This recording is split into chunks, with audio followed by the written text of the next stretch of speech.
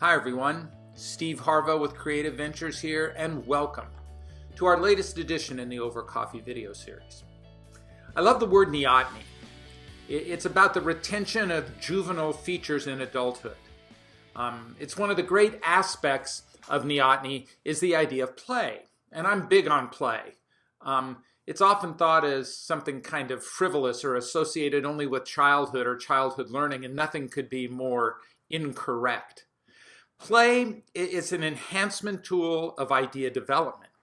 It's the kind of thing like exercise is to the body, play is to the imagination. It leads to discovery. And at Creative Ventures, we're very big on putting things together and taking things apart and looking for different ways that things can work together and fit together. And this is an example of play, of this neoteny of using ideas to further develop an idea. See, play allows you to work through concepts. It's how architects sketch an idea before they do any kind of building. It has a purpose and it adds value to all stages of idea development and growth. Perhaps one of the kings of neoteny was Walt Disney. He used play as a great advantage in the development of his management style and creative style. In the 1930s, Walt developed the idea of storyboards, or simple sketches that form a type of play around the ideas of a movie. Storyboard was the ultimate tool for creating engaging and coherent stories. It allowed someone to play around with ideas, to see things and move things, to create better flow from beginning and middle to end. Walt thought of play as a development tool. And it was used so effectively that almost every movie since Steamboat Willie has used some form of this idea play, of this storyboard, of this return to neoteny. The sketches or storyboards allowed Walt and his team to collaborate around ideas because they could actually see the story develop in front of them.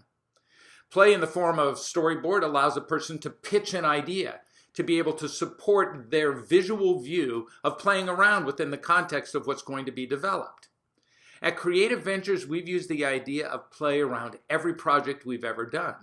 We sketch ideas, we use colored Post-it notes to move the elements of the idea around until they meet some type of a sense of flow that we're looking for. And all of this happens before we develop or put any idea in any kind of form.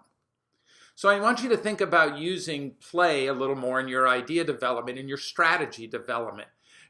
Allow ideas to come forward, move things around, play around with them before you ever commit to turning an idea into an actionable strategy.